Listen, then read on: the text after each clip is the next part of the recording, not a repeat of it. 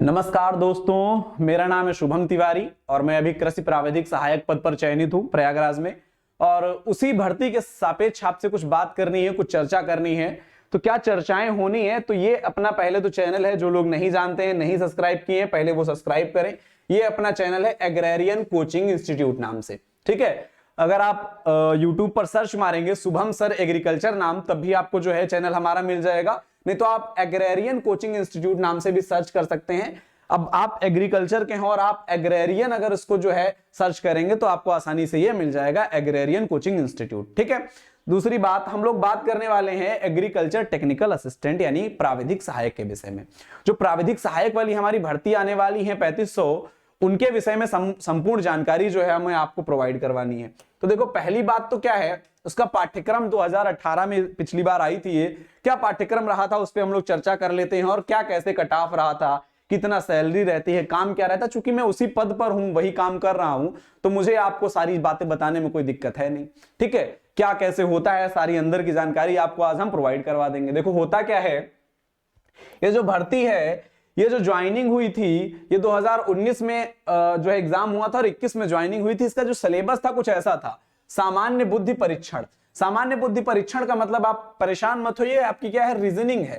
ये क्या है, रीजनिंग है। और रीजनिंग जो है आई थी आपकी कितने, 50 क्वेश्चन आए थे, जो कि क्या थे, 100 नंबर के थे। मतलब प्रत्येक एक क्वेश्चन कितने नंबर का था, एक क्वेश्चन था 2 नंबर का, ठीक है। एक क्वेश्चन कितने नंबर का था, 2 नंबर का। 50 क्वेश्चन आए थे रीजनिंग के। इसके बाद सामान्य ज्ञान यानी जीएस के क्वेश्चन आए थे कितने, 50। ये भी कितने नंबर के, 100 नंबर के।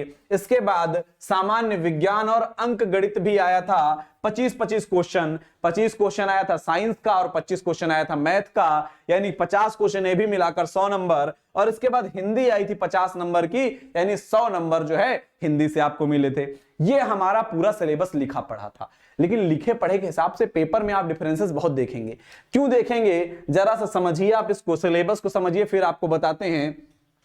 ये आपका आवेदन का शुल्क था 185 रुपए, जनरल का, ओबीसी का भी 185, एसटी और एसटी के लिए 95 रुपए, और जो विकलांगजन है, जो हमारे विकलांगजन है, उनके लिए छूट थी 25 रुपए, सिर्फ उनके लिए फॉर्म की फीस थी, ठीक है। पाठ्यक्रम की अगर हम बात करें तो सामान्य बुद्धि परीक्षण रीजनिंग का पूरा सिलेबस था। रीजनिंग में हमारी सामान्य मानसिक योग्यता, आप देखते रहते हैं जो भी अपनी सीटिंग प्लान है, सारे वही क्वेश्चन है। प्रीवियस ईयर पेपर जब आपसे सॉल्व करवाएंगे तो सारी चीजें आप देखेंगे।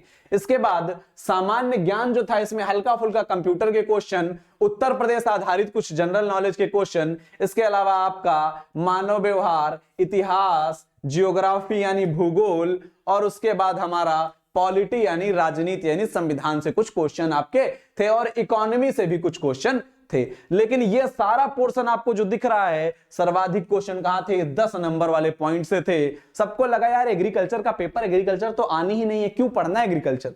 लेकिन ये जो लिखा था, भारतीय कृषि, भारत में कृषि उत्पाद एवं उसके विपणन से संबंधित जानकारी की अपेक्षा अभ्यर्थियों से होगी। ये अपेक्षा बहुत तगड़ी अपेक्षा थी। जो 50 क्वेश्चन जीएस के आने थे, इसमें लगभग 35 क्वेश्चन सिर्फ किससे आ गए थे, एग्रीकल्चर से आ गए थे। मात्र 15 क्वेश्चन जो है जीएस से थे। सब लोग एग्रीकल्चर छोड़कर चले गए थे पेपर देने, 35 क्वेश्चन लगभग एग्रीकल्चर के आ गए थे। आप लोग ऐसा काम नहीं करना। सामान्य विज्ञान और अंक गणित में जो विज्ञान है, इसमें जीव विज्ञान में बॉटनी के नाम पर लगभग 10 से 15 क्वेश्चन किसके आ गए थे, एग्रीकल्चर के आ गए थे। 10 से 15 क्वेश्चन किसके आ गए थे, एग्रीकल्चर के आ गए थे। इसका मतलब लगभग 50 क्वेश्चन एग्रीकल्चर के 200 में से थे, ठीक है। इसके अलावा बाकी सारा, जैसे आप एग्रीकल्चर जब पढ़ते हैं तो सब पढ़ते हैं ना, प्रोटीन, विटामिन, सारी चीजें, विटामिन की कमी से होने वाले रोग, अब इसको चाहे आप साइंस में पढ़ लें चाहे एग्रीकल्चर में, दोनों में आप इनको पढ़ते हैं, ठीक है। इसके बाद हम लोग बात करें सामान्य हिंदी में, तो अपठित गद्यांश आता है इसमें। उसके बाद जो नॉर्मल हमारा व्याकरण है वो आती है, जैसे हमारा संधि विच्छेद है, तत्सम तद्भव शब्द है, संज्ञा, सर्वमान, सर्वनाम, विशेषण, क्रिया, ये सारे जो है हमसे आते हैं। शब्द ज्ञान, पर्यायवाची, विलोम शब्द, जो भी आप नॉर्मल जो है जो हिंदी पढ़ते हैं, हिंदी में व्याकरण पढ़ते हैं, वो सारा जो है इसमें आता है, ठीक है। इसके बाद अगर हम बात करें मुहावरे, लोकोक्तियां, हिंदी अंग्रेजी अनुवाद, ये भी हमारा थोड़ा बहुत सिलेबस में था। तो ये हमारा टोटल था सिलेबस, ठीक है। टोटल सिलेबस में हमने आपको क्या बताया, हमने बताया कि 4 सब्जेक्ट जो है आनी थी। कौन कौन सी, हमने बताया 4 सब्जेक्ट आनी थी। 4 भाग में जो है सिलेबस बटा हुआ था। इन 4 भाग में पहला भाग है हिंदी का, और हिंदी के क्वेश्चन थे 50, ठीक है। इसके अलावा मैथ और साइंस के मिलाकर, मैथ और साइंस को मिलाकर जो है क्वेश्चन कितने थे, 50। इसके अलावा जो है जीएस के क्वेश्चन, जनरल स्टडीज के क्वेश्चन थे 50, और रीजनिंग के क्वेश्चन थे कितने, 50। टोटल 200 क्वेश्चंस थे, और मार्क्स इसके लिए कितने थे, 400। इसका मतलब एक क्वेश्चन 2 नंबर का था। माइनस मार्किंग की अगर आप बात पूछें, माइनस मार्किंग, तो माइनस मार्किंग जो थी वो कितनी थी, वो थी हमारी 50% की। कहने का मतलब अगर आप 2 क्वेश्चन गलत करते तो 1 क्वेश्चन के मार्क्स काट लिए जाते। यानी 2 क्वेश्चन गलत करने पर, 2 क्वेश्चन अगर आप रॉन्ग किए तो भैया 1 क्वेश्चन के नंबर काट लिए जाएंगे। 1 क्वेश्चन के नंबर कितने, 2 नंबर आपके काट लिए जाएंगे।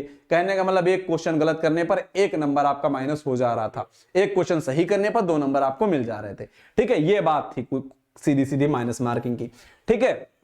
अच्छा, इसके बाद हम लोग बात करें जरा सा अगर सैलरी की, तो सैलरी की अगर हम बात करें तो सैलरी हमारी भैया किस हिसाब से थी इसकी, तो सैलरी की अगर हम बात करें तो जरा देखो, फिर दिखाते हैं सैलरी का क्या हिसाब है। तो सैलरी में क्या था भाई साहब, देखो अब हम चूंकि यही काम कर रहे हैं तो हम बताएं आपको। देखो सैलरी की अगर हम बात करें, बहुत लोग परेशान हैं, ग्रेड पे इसका जो है वो है 2400 ग्रेड पे। क्या है ग्रेड पे, 2400 ग्रेड पे है। बेसिक सैलरी इसकी जो बनती है वो बनती है 25,500 रुपए। कितनी बनती है, 25,500 रुपए इसकी बेसिक सैलरी बनती है। और आपके अकाउंट में, आप कहेंगे बेसिक हमको मत बताओ भाई, हमको बताओ अकाउंट में कितना आता है। तो आपके अकाउंट में पहली सैलरी जो आएगी वो 35,000 से मान के चलिए 38,000 के बीच में आएगी। और इसके बाद आप में जो है थोड़ा बहुत जो 3-4 हजार रुपए एनपीएस कटता है वो कट जाएगा, एनपीएस कट जाएगा। तो मान के चले पहली सैलरी आपकी, क्योंकि अभी हम जब ज्वाइन किए थे तब 35,000 पहली सैलरी आई थी, एनपीएस बाद में कटना स्टार्ट होता है, तो बाद में जो है वो घटकर 31,000 हो गई, 31,000 सैलरी हो गई, और उसके बाद जो है 4,000 एनपीएस कट जाता था। सैलरी धीरे धीरे बढ़ी और वो 31 से बढ़कर कितनी हो गई, 1 साल के भीतर 34,000 अब आपके अकाउंट में आ जाता है, 4-5 हजार आपका कट जाता है। इसका मतलब आप 38-39,000 1 साल बाद पाने लगे। 1 साल ही तो हमारी ज्वाइनिंग हुए। तो सैलरी पर्याप्त है काम के हिसाब से। अगर हम काम की बात करें कि काम क्या है, चर्चा करते हैं हम लोग कि भैया वर्क क्या है, पहले तो कार्य क्या है इसमें।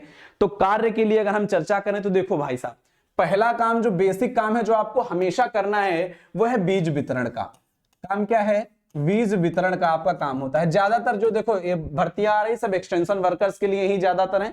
इक्का दुक्का जो लड़कियां वगैरह होती है उनको ऑफिस में नियुक्ति दे दी जाती है, क्योंकि सबको पता है वो फील्ड का काम उतना अच्छे से नहीं कर पाएंगी। बाकी सबको एक्सटेंशन वर्कर के तौर पर ही काम कराया जाता है। एक्सटेंशन वर्कर का मतलब आप समझ रहे हैं ना, प्रसार का काम है, यानी सरकार की योजनाओं को आपको प्रसारित करना है। इसके लिए सरकार बीज वितरण कराती है। बीज वितरण जैसे खरीफ में आपके लिए धान का बीज आ जाएगा और रबी में आपके लिए गेहूं का बीज आ जाएगा। वो बीज जो रहेगा उस पर जो है अनुदान मिलता है, सरकार जो है छूट देती है, वो किसानों के खाते में जाता है। उसका आपको प्रचार करना रहता है, किसानों को बताना रहता है कि हमारे यहाँ ये वेराइटी आ गई है, आप जो है बीज ले जाइए और आपको जो है 50% अनुदान इस पे मिल जाएगा। ऐसे ही दवाएं आ जाती हैं, दवाओं पर अनुदान मिलता है।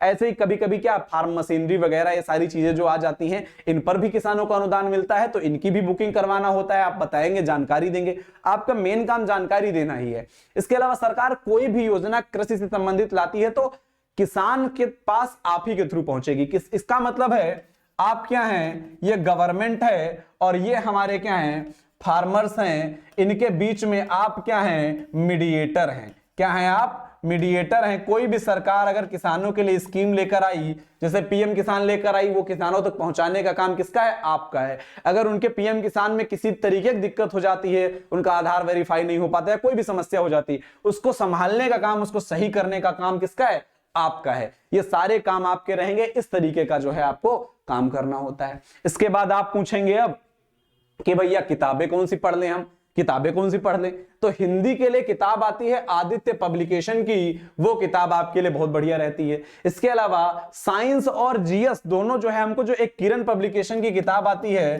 किरण पब्लिकेशन की किताब आती है। अगर आपके पास लूसेंट नहीं है या किरण किताब नहीं, तब की बात बता रहे हैं। अगर आपके पास लूसेंट है तो आप मत खरीदिए।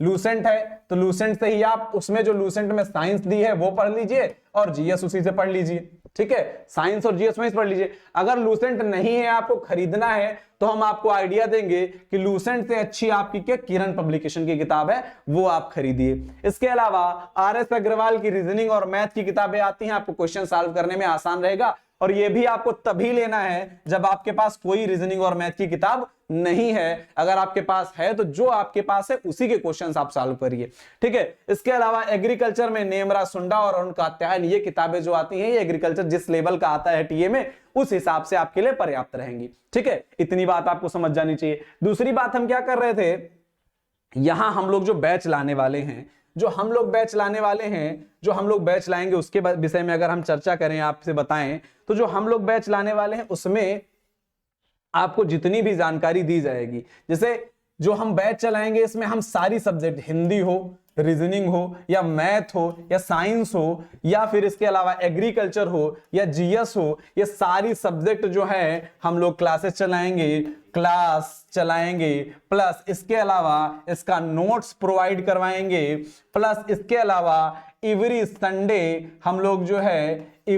हम लोग क्या कराएंगे, टेस्ट कराएंगे। एवरी संडे यही 200 नंबर का पूरा टेस्ट होगा अपने ऐप पर, 200 नंबर का पूरा टेस्ट होगा अपने ऐप पर। इसके साथ ही आपको जिस तरीके की गाइडेंस चाहिए होगी पढ़ाई से रिलेटेड, जितनी भी जो टीए में वैकेंसी आने वाली है, सब में देखो एक बात क्लियर कर दे रहे हैं कि जितने भी बच्चे एडमिशन लेने वाले हैं, बहुत सारे बच्चों ने हमसे कहा है हम एडमिशन लेने वाले हैं, सबको एक बात क्लियर कर देते हैं हम, एडमिशन तो आप ले रहे हैं, एडमिशन आप ले रहे हैं बैच में, लेकिन यह तय रखना है 100% सिलेक्शन हमको अपनी कोचिंग से दिलाना है। जितने बच्चे हमारे यहाँ एडमिशन लेंगे हमको 100% सिलेक्शन चाहिए। इसके लिए क्लास बंक अलाउड नहीं होगा।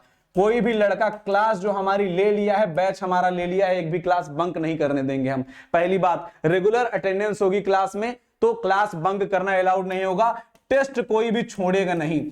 हर संडे को जो टेस्ट होगा, सारा टेस्ट का रिजल्ट आपके पास पहुंचेगा, कितना आपका स्कोर रहा, कैसे रहा, और सब पर हम जांच करेंगे। जिसका स्कोर कम जाएगा, चूंकि हम जो क्लासेस चला चुके होंगे उसी के हिसाब से, उसी के पैटर्न के हिसाब से टेस्ट बनेगा, और जो जिसका स्कोर कम जाएगा उसको कारण बताना पड़ेगा, क्यों भैया हमारा कम आया है। क्योंकि हमको सिलेक्शन देना है 100%, हमको 99% भी नहीं चाहिए, हमको 100% ही चाहिए। जितने लोग हमारे एडमिशन लेंगे एकदम स्ट्रिक्टली बता दे रहे हैं कि एक भी क्लास बंक नहीं करना है, टेस्ट सारे देने पड़ेंगे, और रिजल्ट अगर खराब आता है तो हम आपसे चर्चा भी करेंगे, क्या दिक्कत है भैया, मेंटर करेंगे, जितना हो सकेगा उतना किया जाएगा। तो इसको जो है आपको ध्यान रखना है। इसके अलावा हम बात बता दें भैया, आप बहुत लोग परेशान है कि यूपी SSSC पेट का कट ऑफ कितना जाएगा और एलिजिबिलिटी क्या है। एलिजिबिलिटी की अगर पहले बात करें हम, तो देखो आपका जो है ग्रेजुएशन होना चाहिए पहली बात तो, और ग्रेजुएशन होना चाहिए एग्रीकल्चर से।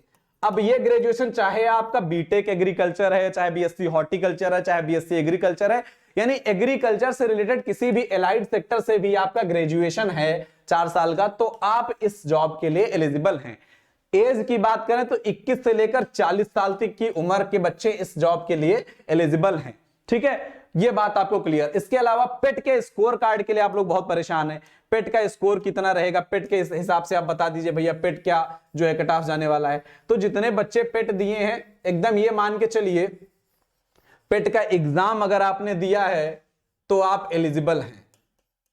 अभी तक की जितनी जानकारी हमको मिल रही है, पेट का एग्जाम अगर आपने दिया तो एलिजिबल है। अगर क्राइटेरिया रखा जाता है तो बहुत कम रखा जाएगा, बहुत ज्यादा रखा जाएगा तो 40 तक का परसेंटाइल रख दिया जाएगा, क्योंकि इनके पास बच्चा ही नहीं मिलेगा अगर इन्होंने इससे ज्यादा कट ऑफ बढ़ाया तो। एग्रीकल्चर वाले पेट में बहुत अच्छा स्कोर बहुत बच्चे नहीं किए हैं, तो 40 परसेंटाइल बहुत सेफ आप मानिए। अगर 40 के ऊपर है तो आप 100% सेफ है, उससे नीचे है, जनरल कैटेगरी में है, तो हो सकता है आपको थोड़ी सी समस्या का सामना करना पड़ जाए। हालांकि हमें तो लगता है कि ये जो पेट दिए हैं सबको दिलवाना पड़ेगा एग्जाम, क्योंकि वैकेंसी जो है लगभग है 35,000, ठीक है। 900 अगर इसमें से हम निकाल भी देते हैं, जो 2013 में पेट की वैकेंसी आई थी, मतलब इसकी टीए की, उनके लिए पेट जो है क्वालिफिकेशन नहीं है, यानी 2013 से पहले आपका ग्रेजुएशन है तो आपको पेट नहीं दिए तब भी एग्जाम देने का मौका मिलेगा, ये बात याद रखना। इसके बाद जो लगभग 2500 वैकेंसी बच जा रही है, इस 2500 वैकेंसी में क्या बात है, 2500 वैकेंसी में क्या बात है, जो 2500 वैकेंसी है इसमें पेट जो देने वाले हैं इसके लिए इनको अगर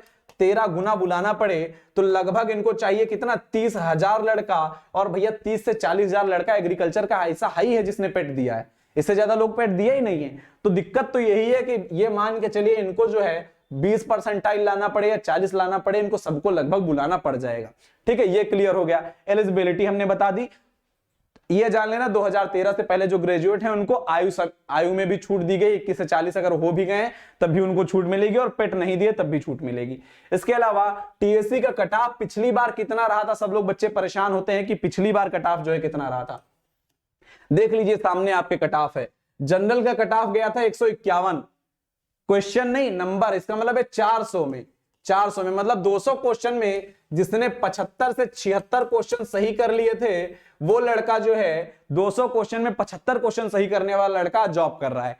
ठीक है, एससी का कट ऑफ रहा था 107, कहने का मतलब है लगभग 53 क्वेश्चन जिसने सही कर लिए थे एससी कैटेगरी से, वो जॉब कर रहा है। एसटी का कट ऑफ गया था 45 नंबर, इसका मतलब है 22 से 23 क्वेश्चन जिसने सही कर लिए थे 200 में से, वो आज जॉब कर रहा है। ओबीसी का कट ऑफ रहा था 68, इसका मतलब है 67 से 68 क्वेश्चन जिसने 138, 67 से 68 69 क्वेश्चन जिसने सही कर लिए थे, 69 क्वेश्चन जिसने सही कर लिए थे वो ओबीसी में जॉब कर रहा है। इसके अलावा फ्रीडम फाइटर का 88 यानी 44 क्वेश्चन, फीमेल का 92, इसका मतलब 46 क्वेश्चन, और पोस्ट आर्मी मैन जो भी थे, जो पहले आर्मी का जॉब किए हैं 35 साल में रिटायरमेंट ले लिए हैं, उनके लिए मात्र कट ऑफ गया था 14 नंबर। इसका मतलब वो अगर 7 क्वेश्चन 200 में सही कर लिए थे तो इस जॉब के लिए एलिजिबल थे, वो ये जॉब कर रहे थे। ठीक है, ये अपना कट ऑफ रहा था। ठीक है, आगे आपकी कोई भी क्वेरी होती है तो लिंक जो है इसका डिस्क्रिप्शन में रहेगा अपने टेलीग्राम चैनल का, और टेलीग्राम चैनल पर हम लोग आगे से इसके लिए, इस वैकेंसी के लिए हम लोग रेगुलर जो है सुबह शाम को जो है 8 बजे जो है क्विज ऑर्गेनाइज करवा रहे हैं, तो उस क्विज में आप लोग हिस्सा ले सकते हैं। ठीक है, तो उसका लिंक आपको डिस्क्रिप्शन में मिल जाएगा। आज के लिए बस इतना रखते हैं, धन्यवाद।